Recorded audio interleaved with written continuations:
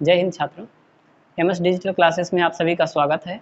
जैसा कि इसके पहले 9 क्लास के टर्म 2 के लिए जो सेट जारी किया गया है, मॉडल सेट जो जारी किया गया है, उसके साइंस और मैथ के कुछ सेट का पहले सॉल्यूशन हमारे चैनल पर उपलब्ध करा दिया गया है। उसी तरह से एसएसटी इंग्लिश का भी कुछ सेट का सॉल्यूशन उपलब्ध करा दिया गया है। आगे जितने भी सेट हैं सभी का वीडियो बना करके इस चैनल पर डाल दिया जाएगा। आप हमारे वीडियो के साथ रह करके इस चैनल के साथ जुड़ करके अच्छी तरह से जैक बोर्ड का तैयारी कर सकते हैं और अच्छा मार्क्स प्राप्त कर सकते हैं। इसीलिए इस वीडियो को आप देखिए और अपने दोस्तों के साथ शेयर कीजिए ताकि आप अपना परीक्षा का बहुत बढ़िया से तैयारी कर सकें, अच्छी तरह से तैयारी कर सकें और जैक बोर्ड में अच्छा मार्क्स प्राप्त कर सकें। तो आज हम लोग इसी कड़ी में साइंस का सेट 2 लेकर के हाजिर हुए हैं और इसके अंतर्गत जो क्वेश्चन जो पूछे जा रहे हैं उसका पैटर्न तो सेट 1 में हम लोग देख लिए थे। एक ही पैटर्न के आधार पर सभी क्वेश्चंस हैं, तो पैटर्न को छोड़ करके डायरेक्ट हम लोग चलते हैं प्रश्न में।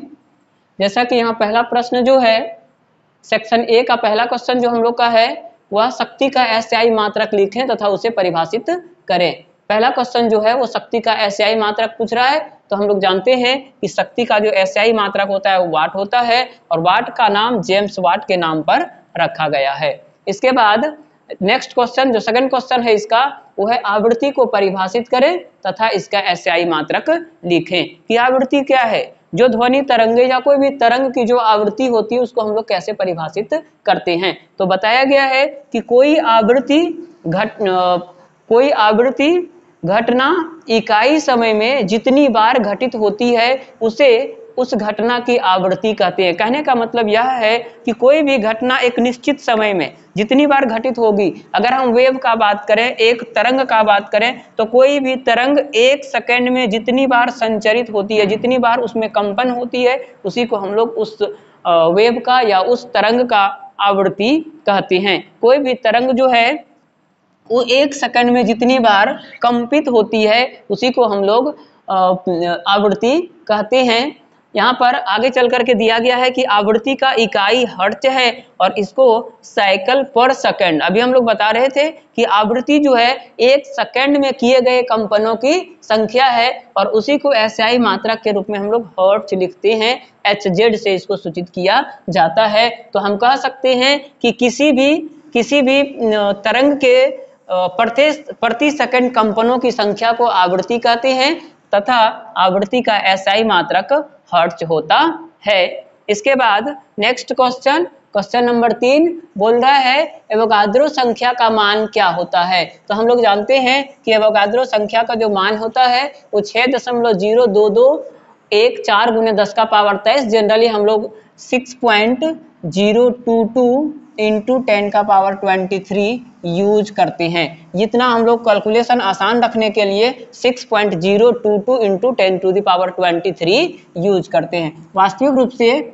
इसका मान जो है वो 6.02214 गुने 10 का पावर 23 होता है। इसके बाद चलते हैं क्वेश्चन नंबर 4। मोलर द्रव्यमान से आप क्या समझते हैं। मोलर द्रव्यमान क्या है। तो रसायन विज्ञान में किसी रासायनिक यौगिक का मोलर द्रव्यमान उस यौगिक के किसी नमूने के द्रव्यमान तथा उस नमूने में विद्यमान पदार्थ के अनुपात के बराबर होता है। इसकी एसआई इकाई किलोग्राम पर मोल है किंतु ग्राम मोल इसकी व्यावसायिक इकाई है। यहाँ हम लोग देख सकते हैं कि रसायन विज्ञान में जो मोलर द्रव्यमान है तो किसी भी यौगिक में जितने नमूने का द्रव्यमान है, जैसे मान लिया जाए कि हम अगर बात करें H2O एक यौगिक है जिसको हम लोग जल कहते हैं, तो जल के एक अणु के निर्माण करने में हाइड्रोजन परमाणु का जितना द्रव्यमान और ऑक्सीजन परमाणु का जितना द्रव्यमान भाग लिया, इन्हीं दोनों के कुल द्रव्यमानों को जल के एक अणु का मोलर द्रव्यमान कहते हैं। ठीक उसी प्रकार अगर हम बात करें कार्बन डाइऑक्साइड के, तो कार्बन डाइऑक्साइड में कार्बन परमाणु और ऑक्सीजन परमाणु भाग लिए हैं, तो इन दोनों परमाणुओं के कुल द्रव्यमानों का जो योगफल होगा उसी को हम लोग CO2 का मोलर द्रव्यमान कहते हैं।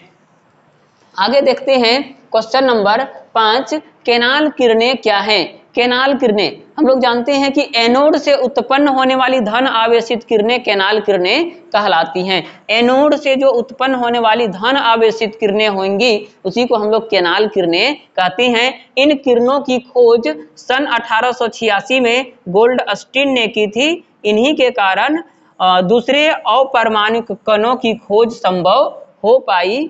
इन कणों का आवेश इलेक्ट्रॉन के आवेश के बराबर होता है और इलेक्ट्रॉनों की अपेक्षा लगभग 2000 गुना अधिक होता है। आवेश जो होता है वो इलेक्ट्रॉन के बराबर होता है। तो हम लोग देख सकते हैं कि कैनाल किरणें जो है वो एनोड से उत्सर्जित होने वाली, जो एनोड से उत्पन्न होने वाली धन आवेशित किरणें हैं, जो पॉजिटिव रेज होती हैं उसी को हम लोग कैनाल किरण कहते हैं। और कैनाल किरणों का खोज 1886 ईस्वी में गोल्डस्टीन के द्वारा किया गया था। क्वेश्चन ये भी पूछा जा सकता है कैनाल किरणें किसे कहती हैं, ये क्या है, इसका खोज किसने किया था।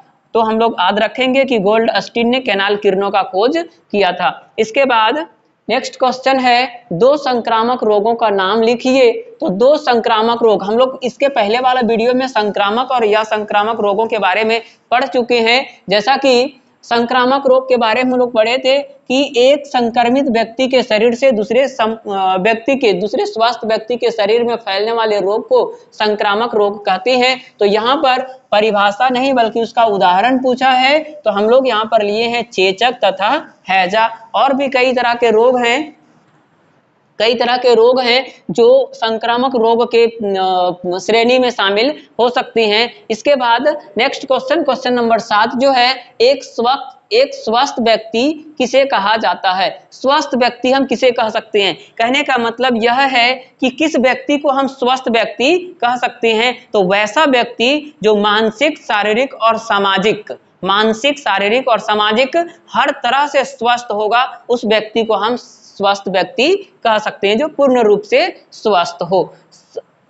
इसके बाद का जो क्वेश्चन है वो क्वेश्चन नंबर 8 और सेक्शन 2 का सेक्शन बी जो है उसका पहला क्वेश्चन है और इस सेट का क्वेश्चन नंबर 8। इसके अंतर्गत हम लोग देख पा रहे हैं क्वेश्चन है कि गतिज ऊर्जा को परिभाषित कीजिए, उन कारकों का उल्लेख कीजिए जिन पर किसी पिंड की गतिज ऊर्जा निर्भर करती है। तो हम लोग इसके पहले वाला सेट में गतिज ऊर्जा पढ़ चुके हैं, उसका परिभाषा पढ़े थे और गतिज ऊर्जा के लिए व्यंजक प्राप्त किए थे। हम लोग जानते हैं कि किसी वस्तु में उसके गति के कारण जो कार्य करने की क्षमता होती है उसी को उस वस्तु की गतिज ऊर्जा कहते हैं। जी हाँ, क्या किसी वस्तु में उसके गति के कारण जो कार्य करने की क्षमता होती है उसे हम वस्तु की गतिज ऊर्जा कहते हैं।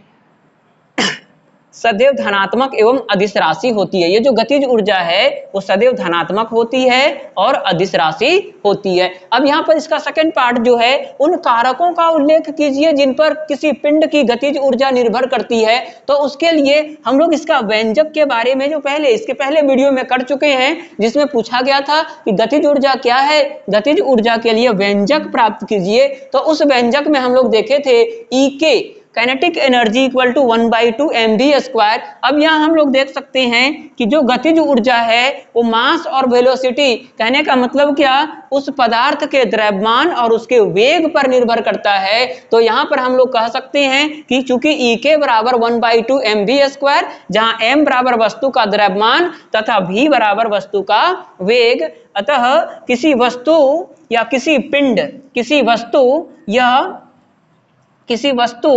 किसी पिंड का द्रव्यमान तथा उसका वेग दो कारक हैं जिस पर उसका गतिज ऊर्जा निर्भर करता है। क्योंकि एक E जो है वो 1/2 mv², अगर मास बदल दिया जाए तो भी उसका गतिज ऊर्जा बदल जाएगा और उसका अगर वेलोसिटी वेग भी बदल दिया जाए तो भी उसका गतिज ऊर्जा जो है वो बदल जाता है। इसलिए हम कह सकते हैं कि किसी वस्तु या किसी पिंड का जो गतिज ऊर्जा है वो उसके द्रव्यमान और उसके वेग पर निर्भर करता है। इसके बाद नेक्स्ट क्वेश्चन जो है वो अनुदैर्ध्य तरंग और अनुप्रस्थ तरंग को परिभाषित कीजिए। यहाँ पर तरंगों के दो प्रकार अनुदैर्ध्य और अनुप्रस्थ दोनों तरंग को परिभाषित करने के लिए कहा गया है। तो यहाँ पर हम लोग सबसे पहले अनुदैर्ध्य तरंग को परिभाषित करेंगे। अनुदैर्ध्य तरंग देख सकते हैं लंबाई की दिशा में वे तरंगें जिनमें माध्यम के कणों का विस्थापन तरंग की गति के दिशा में या उसके विपरीत दिशा में ही हो, इन्हें एल तरंगे या आंतरिक अनुदैर्ध्य तरंग भी कहते हैं। कहने का मतलब यह है कि वैसी तरंग जिसमें तरंग का या माध्यम का जो कण का संचरण होगा वो तरंग के दिशा में होगा, विस्थापन जो होगा वो तरंग की गति के दिशा में। जैसा कि अभी हम लोग देख पा रहे थे अनुदैर्ध्य तरंग, तो अनुदैर्ध्य तरंग में जो जिन्हें माध्यम के कणों का विस्थापन तरंग की गति के दिशा में या उसके विपरीत होता है। यहाँ पर हम लोग देख सकते हैं जो कणों का जो विस्थापन है वो इसके माध्यम के दिशा में या इसके विपरीत दिशा में जो यहाँ पर शो किया गया है, एक इसके दिशा में और दूसरा इसके विपरीत दिशा में दिखाया गया है। तो वे तरंगें जिनमें माध्यम के कणों का विस्थापन तरंग की गति के दिशा में, देख सकते हैं जिधर तरंग की गति का दिशा माध्यम के जो कण है उसका भी विस्थापन उसी दिशा में या तो फिर उसके विपरीत दिशा में होता है। तो इस तरह के तरंग को अनुदैर्ध्य तरंग कहा जाता है। और अनुदैर्ध्य तरंग के अंतर्गत वायु में ध्वनि तरंग अनुदैर्ध्य तरंग है। इसी प्रकार भूकंप की तरंगे और विस्फोट के कारण उत्पन्न पी तरंगे भी अनुदैर्ध्य तरंग के अंतर्गत आते हैं। इसके बाद हम लोग देखते हैं अनुप्रस्थ तरंग। तो अनुप्रस्थ तरंग और अनुदैर्ध्य तरंग में बेसिक डिफरेंस यह है कि अनुदैर्ध्य तरंग में अभी हम लोग देख रहे थे कि जो माध्यम के कण हैं वो जो वेव था, जो तरंग का दिशा था उसी के दिशा में या उसके विपरीत दिशा में जाता था। लेकिन अनुप्रस्थ तरंग के अंतर्गत क्या होगा, जो माध्यम के कण होंगे वो उसके लंबवत जाएंगे या नीचे की ओर या तो फिर ऊपर की ओर। अनुप्रस्थ तरंग उस तरंग को कहते हैं जिसके दोलन तरंग संचरण की दिशा के लंबवत होते हैं। इस दृष्टि से अनुप्रस्थ तरंगें अनुदैर्ध्य तरंगों से अलग हैं, जिनमें तरंग की गति दोलन के दिशा में ही होती है। इसके अंतर्गत आएंगे विद्युत चुंबकीय तरंगे जैसे प्रकाश और ऊष्मा आदि, ये सभी अनुप्रस्थ तरंग के अंतर्गत आते हैं। तो यहाँ पर हम लोग देख पा रहे हैं जो कंपन के जो वेग है, जो वेव है, जो तरंग है, यहाँ पर जो माध्यम के कण हैं ये इसके लंबवत ऊपर की ओर या तो फिर नीचे की ओर कंपन करते हैं। तो इस तरह के जो तरंग होंगे उसको हम लोग अनुप्रस्थ तरंग कहते हैं। इसके बाद का जो क्वेश्चन है वो है मोल में बदलें। सबसे पहला क्वेश्चन जो है वो 12 ग्राम ऑक्सीजन गैस को मोल में बदलें। 12 ग्राम ऑक्सीजन गैस मतलब O2 का 12 ग्राम दिया हुआ है, उसको मोल में बदलना है, मोल संख्या कितनी होगी। तो यहाँ पर हम लोग लिखे हैं, दिया है कि O2 का द्रव्यमान बराबर 12 ग्राम, ऑक्सीजन गैस का जो द्रव्यमान है वो 12 ग्राम दिया हुआ है। अब अगर O2 का मोलर द्रव्यमान निकालें, अभी हम लोग मोलर द्रव्यमान के बारे में पढ़ रहे थे कि इसमें जो भी कंपोनेंट्स होते हैं उसका जो द्रव्यमान होता है, उसके जो नमूने का जो द्रव्यमान होता है उसी को हम लोग उसका मोलर द्रव्यमान कहते हैं। तो ऑक्सीजन O2 का देख सकते हैं यहाँ पर ऑक्सीजन के दो परमाणु हैं, एक ऑक्सीजन परमाणु के लिए 16 ग्राम और दूसरे के लिए भी 16 ग्राम। बेसिकली इसको हम लोग यूनिट लिखते हैं, इकाई लिखते हैं, लेकिन यहाँ पर क्वेश्चन ग्राम में दिया है इसीलिए हम लोग इसको भी ग्राम में लिखेंगे। तो दोनों 16 हो गया 32 ग्राम। तो O2 का जो मोलर द्रव्यमान होगा वो 32 ग्राम। इसके बाद हम जानते हैं N मोल संख्या बराबर दिया गया द्रव्यमान बटे मोलर द्रव्यमान। यहाँ पर दिया गया द्रव्यमान है 12 ग्राम और मोलर द्रव्यमान है 32 ग्राम। इसको डिवाइड कर दिए तो आ गया 3/8 और 3/8 को जब डिवाइड करते हैं तो हम लोग को मिलता है 0.375 मोल। तो जब हम लोग 12 ग्राम ऑक्सीजन गैस को मोल में बदलते हैं तो वहां से हम लोग को आंसर प्राप्त होता है 0.375। इसके बाद इसी में एक क्वेश्चन और है, 22 ग्राम कार्बन डाइऑक्साइड को 22 ग्राम CO2 जो है इसको मोल में बदलना है। तो यहाँ पर हम लोग देख सकते हैं दिया है कि CO2 का द्रव्यमान बराबर 22 ग्राम। अब CO2 का जब मोलर द्रव्यमान हम लोग निकालते हैं तो इसमें कार्बन का एक परमाणु मतलब इसका 12 ग्राम, इसके बाद ऑक्सीजन के 2 परमाणु मतलब 16 दूना 32 ग्राम, और 12 और 32 को जोड़ दिया जाए तो इसको कुल मोलर द्रव्यमान 44 ग्राम हो जाएगा।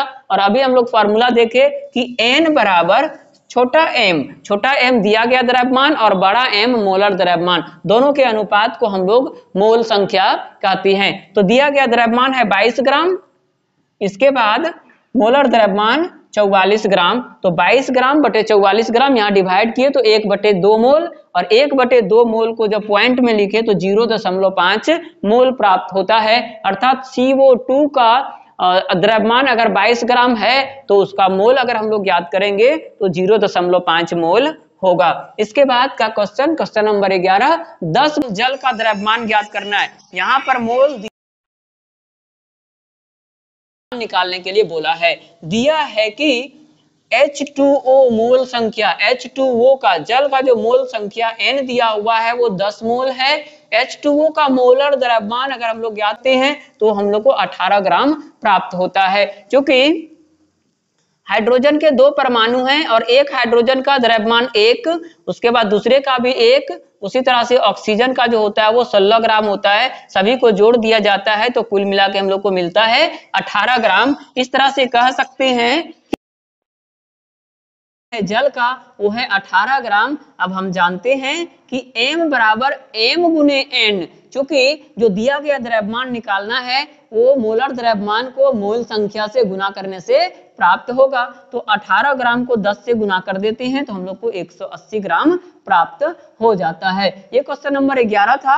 इसके बाद हम लोग चलते हैं क्वेश्चन नंबर 12, जिसमें बोल रहा है उदाहरण के साथ परिभाषित कीजिए। सबसे पहला जो परिभाषित करना है वो है संयोजकता। यहाँ पर हम लोग देख पा रहे हैं संयोजकता या वैलेंसी। बोल रहा है संयोजकता की आधुनिक परिभाषा कोई परमाणु अस्थायी इलेक्ट्रॉनिक विन्यास प्राप्त करने के लिए जितने इलेक्ट्रॉन का ग्रहण करता है या त्याग करता है अथवा साझे के लिए देता है इलेक्ट्रॉन की यह संख्या उस तत्व की संयोजकता कहलाती है। कहने का मतलब यह है कि जब हम इलेक्ट्रॉनिक विन्यास किसी भी तत्व का इलेक्ट्रॉनिक विन्यास लिखते हैं और जो उसके बाहरी कक्षा में इलेक्ट्रॉन्स होते हैं, अब वो जितने इलेक्ट्रॉन को या तो किसी को दे या तो फिर किसी से प्राप्त करे ताकि वो अपना अष्टक पूरा कर ले और एक अस्थाई एक अक्रिय गैस का इलेक्ट्रॉनिक विन्यास को धारण कर ले, तो इस गतिविधि में जितने इलेक्ट्रॉन को त्यागना पड़ता है या तो फिर जितने इलेक्ट्रॉन को ग्रहण करना पड़ता है,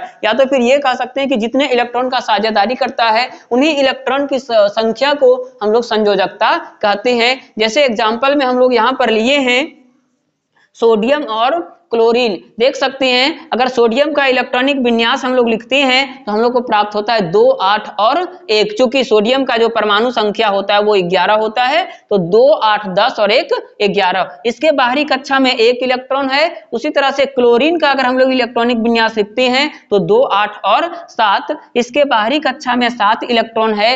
अब ये सोडियम अगर यदि अपना 1 इलेक्ट्रॉन का त्याग कर दे और ये अपना 1 इलेक्ट्रॉन अगर यदि क्लोरीन को दे देता है तो यहां से सोडियम के पास जो इलेक्ट्रॉन देने के लिए है उसकी संख्या 1 है, और हम कह सकते हैं कि क्लोरीन के पास 7 इलेक्ट्रॉन पहले से अगर वो 1 इलेक्ट्रॉन प्राप्त कर लेगा तो उसके बाहरी कक्षा में 8 इलेक्ट्रॉन हो जाएगा और इस तरह से क्लोरीन भी अस्टेबल हो जाएगा। तो क्लोरीन को 1 इलेक्ट्रॉन लेना है और सोडियम को 1 इलेक्ट्रॉन देना है, तो इस तरह से हम कह सकते हैं कि सोडियम का और क्लोरीन का संयोजकता होगा वो 1-1 होगा, क्योंकि दोनों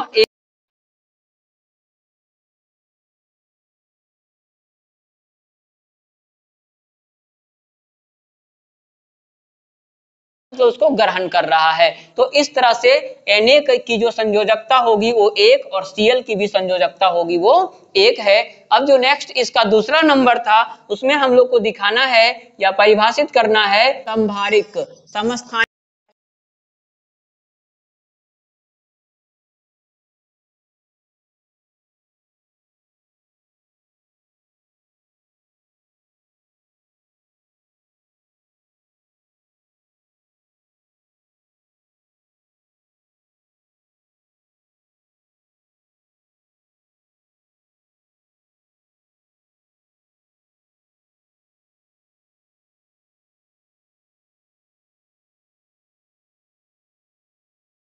अलग हों तो ऐसे परमाणु को हम लोग संभारिक कहते हैं। जैसे उदाहरण के तौर पर यहाँ हम लोग देख रहे हैं हाइड्रोजन 1H3 और हीलियम 2He3। यहाँ पर देख सकते हैं कि ये अलग अलग परमाणु हैं, एक हाइड्रोजन परमाणु है तो दूसरा हीलियम परमाणु है। इसका एटॉमिक नंबर 1 है, हीलियम का एटॉमिक नंबर 2 है। लेकिन अगर यदि दोनों का परमाणु द्रव्यमान का बात किया जाए तो परमाणु द्रव्यमान हाइड्रोजन के लिए भी 3 है और हीलियम के लिए भी 3 है, ये दोनों समान है। इसीलिए हाइड्रोजन 1,3 और हीलियम 2,3 ये दोनों एक दूसरे के लिए संभारिक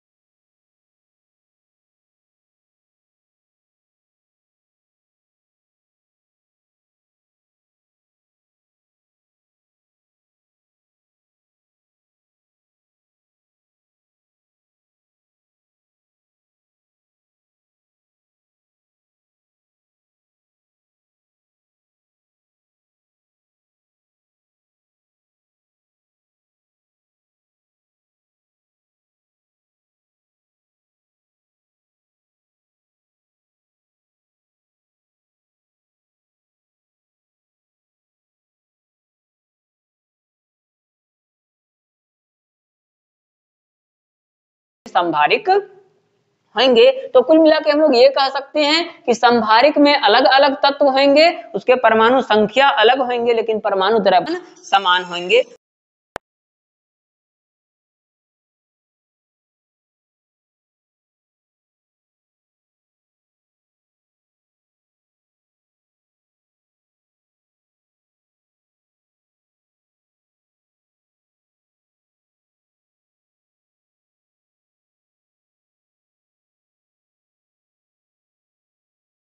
या इसके बाद प्यूटिसिस, टिटनेस और खसरा जैसे तकरीबन 20 रोगों को रोका जा सकता है और भी अधिक रोगों को रोका जा सकता है। तो हम ये कह सकते हैं कि जब टीकाकरण हो जाता है तो इसके बाद आने वाले समय में कभी भी जिस रोग के लिए टीकाकरण कर दिया जाता है उससे शरीर जो है पूरी तरह से सुरक्षित हो जाता है, उस तरह का रोग होने का कोई खतरा नहीं होता है। तो टीकाकरण वास्तविक रूप से हानिकारक रोगों या कह सकते हैं क्या कि जानलेवा रोगों से बचाव का एक तरीका है। टीकाकरण कर लेने के बाद, टीका लगा लेने के बाद उस तरह के रोग होने का कोई खतरा नहीं होता है, वो आजीवन उस रोग से बचा जा सकता है। इसके बाद का क्वेश्चन नंबर 14 बोल रहा है नाइट्रोजन स्थिरीकरण क्या है। हम लोग इसके पहले भी क्वेश्चन में पढ़ चुके थे, वहां पर दिया गया था नाइट्रोजन स्थिरीकरण करने वाले जीव, ये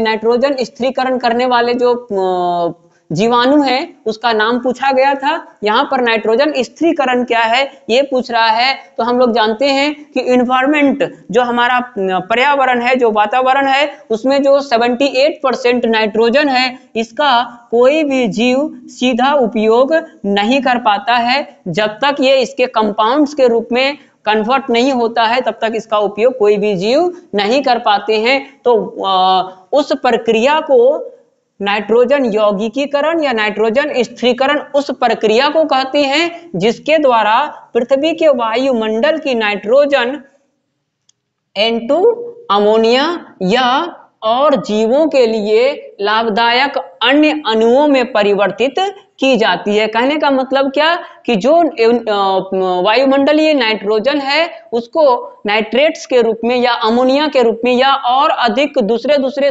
यौगिकों के रूप में कन्वर्ट करना ही नाइट्रोजन स्थिरीकरण कहलाता है, ताकि जो लिविंग ऑर्गेनिजम्स हैं, जो जीवित जीव हैं, उसका इस्तेमाल कर सकें। यहाँ पर हम देख सकते हैं वायुमंडलीय नाइट्रोजन या आणविक नाइट्रोजन N2 अपेक्षाकृत निष्क्रिय पदार्थ है जो यह नए यौगिक के निर्माण के लिए अन्य रसायनों के साथ आसानी से प्रतिक्रिया नहीं करता है, किंतु यौगिकीकरण प्रक्रिया से NN जो 3 बॉन्डेड बंध से नाइट्रोजन परमाणु को मुक्त कर देता है। जो नाइट्रोजन परमाणु के बाद जो त्रिबंध है उसको वो मुक्त कर देता है और यह नाइट्रोजन दूसरे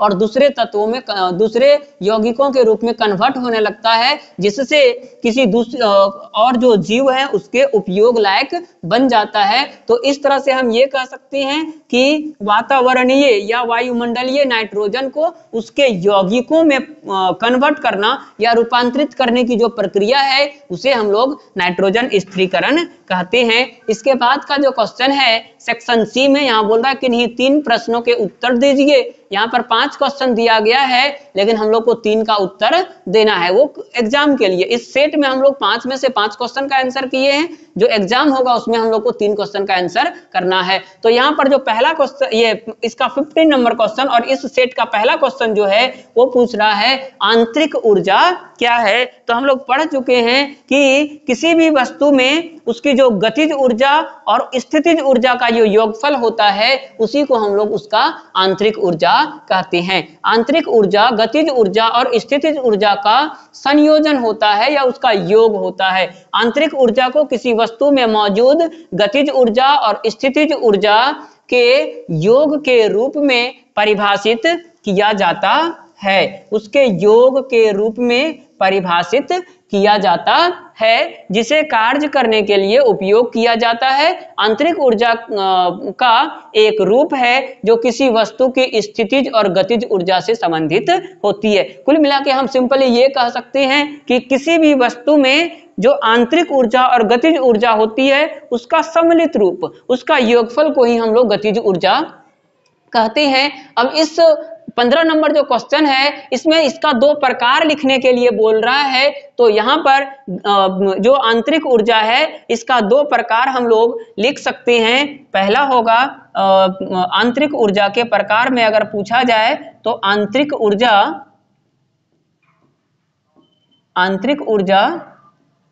के प्रकार, इसमें हम लोग पहला देखें, चर्चा तो हो चुका है इसका, गतिज ऊर्जा और दूसरा होगा स्थितिज ऊर्जा। तो गतिज ऊर्जा के जो 2 प्रकार होंगे वो आंतरिक ऊर्जा के जो 2 प्रकार होंगे वो पहला होगा गतिज ऊर्जा और दूसरा होगा स्थितिज ऊर्जा। इसमें एक और क्वेश्चन है जिसमें बोला गया है कि 15 केजी द्रव्यमान की एक वस्तु 4 मीटर पर सेकंड के एक समान वेग से गतिशील है, तो वस्तु की गतिज ऊर्जा कितनी होगी। यहाँ पर गतिज ऊर्जा निकालने के लिए बोला है, जबकि द्रव्यमान दिया हुआ है वस्तु का और वेग दिया हुआ है, और वेग के बारे में बताया है कि वेग एक समान है। तो हम लोग यहाँ पर इसी चीज को लिखे दिया है कि m वस्तु का जो द्रव्यमान है वो 15 केजी, वेग दिया हुआ है 4 मीटर पर सेकेंड, और हम जानते हैं गतिज ऊर्जा के लिए व्यंजक पिछले वीडियो में बनाए थे, उसको वहां पर सोल्व करके दिखाए हैं कि E के बराबर 1/2 mv² कैसे होता है। यहाँ पर डायरेक्ट हम लोग इसका इस्तेमाल करेंगे। 1/2 m के जगह हम लोग को 15 केजी लेना है और v के जगह पर 4 मीटर पर सेकंड, v का स्क्वायर था इसलिए उसका स्क्वायर हो गया। तो देख सकते हैं 1/2 गुने 15 केजी गुने 4 चौके 16 मीटर स्क्वायर और सेकंड स्क्वायर। यहाँ से 2 से इसको काट दिए 8 और 15 और 8 को गुना किए तो 120 केजी मीटर। देख सकते हैं जो मीटर स्क्वायर है उसको 2 भाग में बांट दिए, केजी मीटर पर सेकंड स्क्वायर एक स्पेशल यूनिट है, इसको अलग कर दिए और मीटर को एक अलग कर दिए। चूंकि केजी मीटर पर सेकंड स्क्वायर जो बल का मात्रक है हम लोग इसको न्यूटन लिखते हैं, इसीलिए यहाँ पर केजी मीटर पर सेकंड स्क्वायर को अलग करके न्यूटन लिख दिए और मीटर इसके साथ। और हम लोग जानते हैं कि न्यूटन मीटर जो होता है वो जूल के बराबर होता है, 1 न्यूटन मीटर 1 जूल के बराबर होता है। तो 120 न्यूटन मीटर जो है वो 120 जूल के बराबर होगा। तो यहाँ पर 15 केजी द्रव्यमान की जो वस्तु 4 मीटर पर सेकंड के एक समान वेग से चलती है तो उसका जो गतिज ऊर्जा होगा वो 120 जूल होगा। ये हम लोग को आंसर प्राप्त हुआ और इस तरह से क्वेश्चन नंबर 15 जो है वो सोल्व हो गया। इसके बाद हम लोग देखते हैं 16 नंबर क्वेश्चन। इसमें बोला है कि सामान्य मनुष्य के कानों की सर्वताप्रास, सर्वताप्रास कहने का मतलब क्या, जो सामान्य मनुष्य हैं वो किस रेंज के ध्वनि को सुन पाते हैं। ठीक है, तो यहाँ पर सामान्य मनुष्य के कानों की जो सर्वताप्रास है वो 20 हर्ट्ज से 20,000 हर्ट्ज या तो फिर 20 हर्ट्ज से 20 किलो हर्ट्ज भी हम लोग कह सकते हैं। ये सेम चीज है, 20,000 हर्ट्ज कहें या तो फिर 20 किलो हर्ट्ज कहें, ये दोनों एक ही चीज है। इसके बाद क्वेश्चन में पूछ दिया है कि किसी ध्वनि स्रोत की आवृत्ति 100 हर्ट्ज है तो 1 मिनट में यह कितनी बार कंपन करेगी। अभी हम लोग पढ़े थे आवृत्ति, जिसमें पता चला था कि 1 सेकंड में कोई जो तरंग है 1 सेकंड में जितनी बार कंपन करती है उसी को हम लोग उसकी आवृत्ति कहते हैं। तो यहाँ पर आवृत्ति जो है 100 हर्ट्ज है, मतलब वो तरंग जो है वो 1 सेकंड में, वो तरंग जो है 1 सेकंड में 100 बार कंपन करती है। तो 1 मिनट में, अर्थात 1 मिनट में कितना सेकंड हुआ, 60 सेकंड में कितनी बार कंपन करेगी, 60 सेकंड में उसमें कितना कंपन होगा, ये हम लोग को निकालने के लिए बोला है। तो यहाँ पर हम लोग इसी चीज को लिखे कि ध्वनि स्रोत की आवृत्ति बराबर 100 हर्ट्ज, अर्थात 1 सेकंड में किए गए कंपनों की संख्या बराबर 100, इसलिए 1 मिनट में किए गए कंपनों की संख्या बराबर 100 गुने 60 बराबर 100 गुने 60 बराबर 6000। तो 6000 कंपन 1 मिनट के अंदर होगा उस वेव के द्वारा। अब हम लोग आगे बढ़ते हैं, यहाँ बोल रहा है इलेक्ट्रॉन, प्रोटॉन और न्यूट्रॉन के गुणों की तुलना कीजिए। न्यूट्रॉन में क्या क्या गुण होता है, इलेक्ट्रॉन में क्या क्या गुण होता है और प्रोटॉन में क्या क्या गुण होता है। तो गुण के जो आधार होंगे वो सबसे पहला आवेश, उसके बाद द्रव्यमान, उसके बाद स्थिति, संकेत, त्रिज्या और प्रतीक। इन सारे चीजों के आधार पर हम लोग इसका ये गुणों का तुलना करेंगे। तो इलेक्ट्रॉन का अगर बात करें तो इलेक्ट्रॉन का जो आवेश होता है वो ऋण आवेश होता है और इसका मान 1.6 गुने 10 का पावर -19 कूलम। उसी तरह से प्रोटॉन का जो आवेश होता है वो धन आवेश है,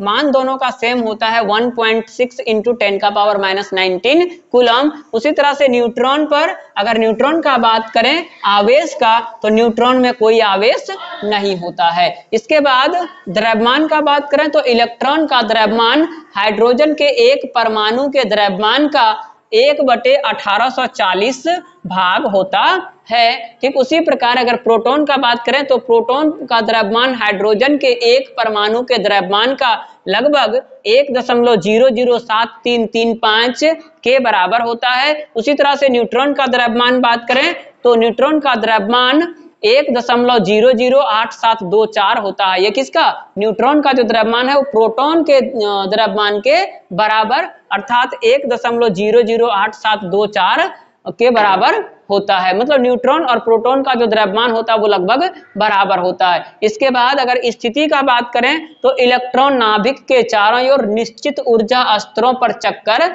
लगाते हैं। ये हम लोग परमाणु संरचना में पढ़ चुके हैं, जब बोर का परमाणु मॉडल पढ़े थे तब, कि इलेक्ट्रॉन जो है वो नाभिक के चारों ओर एक निश्चित ऊर्जा स्तर वाले कक्षाओं में घूमता है, परिक्रमा करता है। प्रोटॉन जो है वो नाभिक के अंदर स्थित होता है और न्यूट्रॉन भी नाभिक के अंदर स्थित होता है। इसके बाद संकेत का जब बात करें तो संकेत, जो इलेक्ट्रॉन का संकेत होता है वो हम लोग E- लिखते हैं। इसी तरह से जो प्रोटॉन का संकेत होता है उसको हम लोग P+ और न्यूट्रॉन का जो संकेत होता है उसको हम लोग N से लिखते हैं। अब अगर त्रिज्या का बात करें तो त्रिज्या जो होता है वो 2.8 गुने 10 का पावर -13 इलेक्ट्रॉन के लिए। उसी तरह से 10 का पावर -13 ये होगा प्रोटॉन के लिए और इलेक्ट्रॉन ये न्यूट्रॉन के लिए भी सेम होगा 10 का पावर -13। प्रतीक का बात करें तो इलेक्ट्रॉन के लिए E होता है,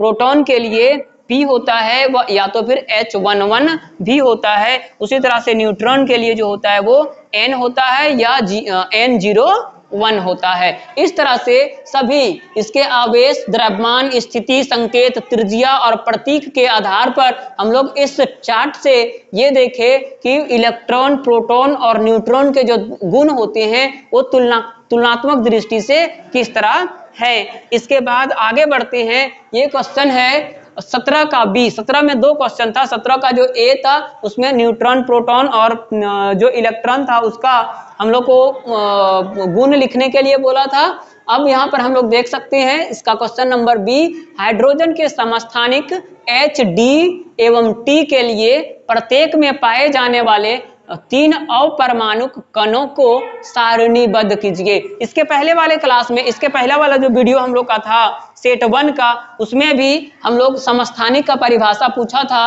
तो वहां पर H11, H21 और इधर से H11, H12 और H13 को पढ़ चुके थे, जिसमें नाम दिए थे प्रोटियम, ड्यूटेरियम और ट्रेटियम, ये सभी नाम दिए थे इसके।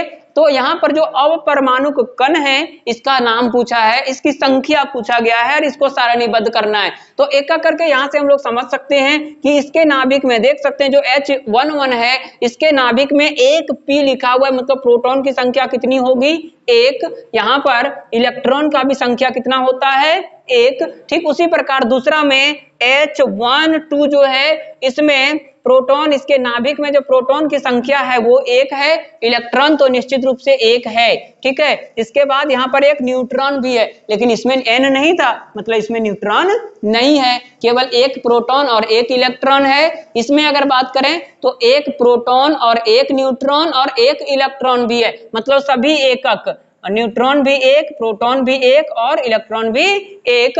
अब अगर तीसरा जो H13 है उसका हम लोग बात करें तो यहाँ पर देख सकते हैं प्रोटॉन है 1, इलेक्ट्रॉन भी होगा 1, लेकिन n 2 है। तो हम क्या कह सकते हैं कि जो न्यूट्रॉन और परमाणविक कण है लास्ट वाले में वो 2 है। तो यहाँ पर हम लोग देख सकते हैं कि पहला स्थिति जो H11 है उसमें इलेक्ट्रॉन 1, प्रोटॉन 1, लेकिन न्यूट्रॉन कितना है 0।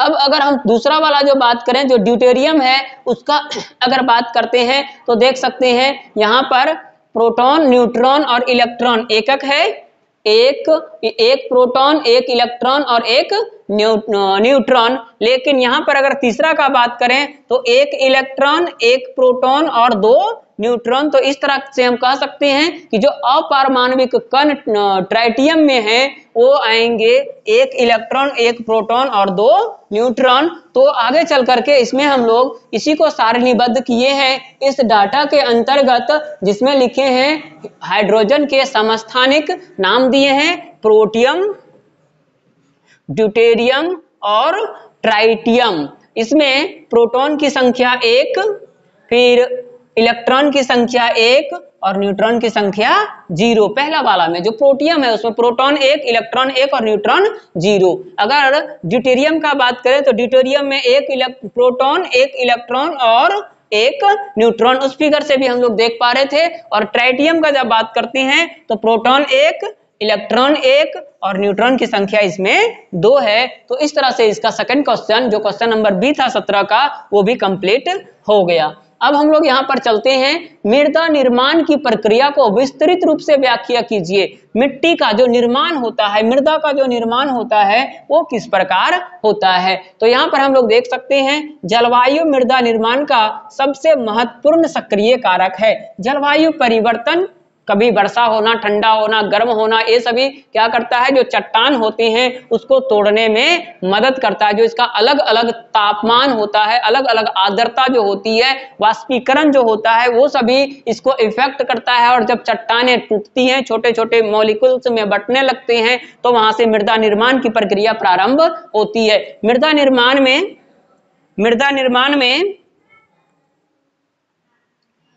निर्माण में शैल एक निष्क्रिय नियंत्रक कारक है। मृदा निर्माण के गठन व संरचना शैल निक्षेपण के खनिज एवं रासायनिक संयोजन द्वारा पर निर्भर करती है। जिन स्थानों पर मृदाएं नहीं होती है, अर्थात परिपक्व नहीं होती है, वहां की मृदाओं का मूल शैलों के साथ घनिष्ठ संबंध होता है। इसके बाद मूल शैल की भांति स्थलाकृति भी एक दूसरे निष्क्रिय या नियंत्रक कारक है। तीव्र ढालों वाले क्षेत्र में मृदा छिछली एवं सपाट क्षेत्र में मृदा गहरी व मोटी होती है। चूंकि पानी जो है उसको कटिंग करके जो अपरदन द्वारा बहा करके अपने साथ ले जाती है, तो जिस क्षेत्र में पानी का बहाव जितना तीव्र होता है, मृदा का अपरदन उतना अधिक होता है, और जब धीरे धीरे उसका गति स्लो होता है तो उस मैदानी भाग में मिट्टी को लेच के छोड़ देता है। इस तरह से मृदा जो है वो निर्मित होती है। इसके बाद जैविक क्रियाएं मृदा एवं जैव पदार्थ, नमी धारण की क्षमता जिसको हम लोग ह्यूमस कहते हैं, तथा नाइट्रोजन इत्यादि जोड़ने में सहायक होती है। मृत पौधों मृदा को सूक्ष्म विभाजित जैव पदार्थ ह्यूमस प्रदान करते हैं। बैक्टीरियम कार्य की गहनता ठंडी एवं गर्म जलवायु की मिट्टी में अंतर को दर्शाती है। इसके जो ह्यूमस की क्षमता होती है वो। इसके बाद मृदा निर्माण में समय एवं अन्य महत्वपूर्ण कारक हैं। मृदा निर्माण की विभिन्न प्रक्रियाओं में लगने वाले समय की अवधि मृदा की परिपक्वता एवं उसके पार्श्विक के विकास, जो प्रोफाइल्स होते हैं मृदा के, जो मिट्टी के विभिन्न जो लेयर्स होते हैं उसके विकास का निर्धारण करती है कि मृदा के कितने लेयर होंगे और मृदा का जो लेयर है वो उसका फॉर्मेशन कैसे होगा। इसके बाद हम लोग लास्ट क्वेश्चन देखते हैं इस सेट का। क्वेश्चन नंबर 19 जो है वहां पर हम देख पा रहे हैं कि संक्रमण के कारक एवं उससे बचाव के उपायों को लिखिए। तो ये क्वेश्चन बहुत आसान है।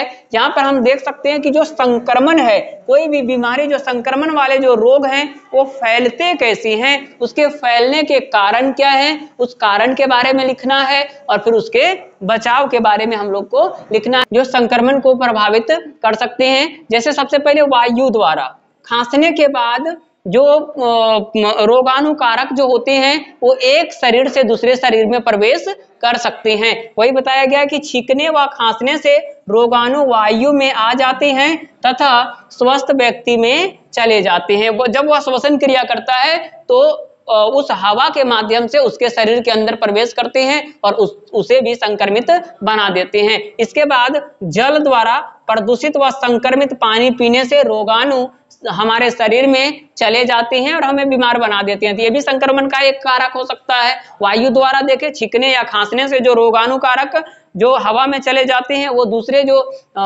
स्वस्थ व्यक्ति उसके शरीर में पहुंच जाते हैं और उसको भी संक्रमित बना देते हैं। फिर जल या प्रदूषित जल या संक्रमित जल को पीने से रोगाणु कारक जो है शरीर के अंदर प्रवेश कर जाते हैं। इसी तरह से लैंगिक संपर्क द्वारा, सीधे भौतिक संपर्क, अगर शारीरिक संपर्क के माध्यम से भी बीमारी फैलाने वाले, जैसे एड्स से संक्रमित व्यक्ति के साथ लैंगिक संपर्क करने पर वो एक शरीर से दूसरे शरीर में फैलती है। इसके बाद कुछ जीव जंतु जैसे मादा एनोफिलीज मच्छर भी रोग वाहक का काम करती है। ये मलेरिया और डेंगू के जो परजीवी होते हैं इसी तरह से वो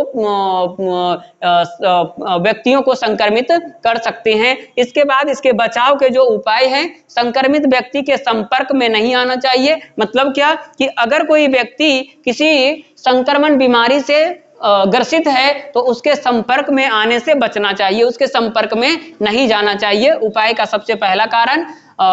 इसके बाद सेकंड जो है वो संक्रमण से बचने के लिए उचित टीका लेना चाहिए। टीकाकरण भी एक बहुत महत्वपूर्ण उपाय है जिससे हम संक्रमण से बच सकते हैं। इसके बाद संक्रमित व्यक्ति द्वारा उपयोग या प्रयोग की गई चीजों को प्रयोग में नहीं लाना चाहिए। जो कोई संक्रमित व्यक्ति किसी भी चीज का, जैसे रुमाल हो गया, तौलिया हो गया, ये सभी चीज का अगर वो इस्तेमाल करता है तो उसके इस्तेमाल से हम लोग को बचना चाहिए। तो हम संक्रमण को रोक सकते हैं और अपने शरीर को संक्रमित होने से बचा सकते हैं। तो इस तरह से हम लोग इस वीडियो के माध्यम से जो जैक द्वारा क्लास 9 के लिए जो साइंस का मॉडल सेट जारी किया गया था उसके सारे क्वेश्चन को एक एक करके बहुत बारीकी से इसका आंसर देखें। आप इस वीडियो को आराम से देखें और इसका अगर नोट्स बनाना चाहते हैं तो वीडियो को बीच बीच में रोक करके आसानी से इसको लिख सकते हैं और इसका आंसर अपने नोटबुक में उतार सकते हैं और उसको याद करके आराम से आप परीक्षा दे सकते हैं।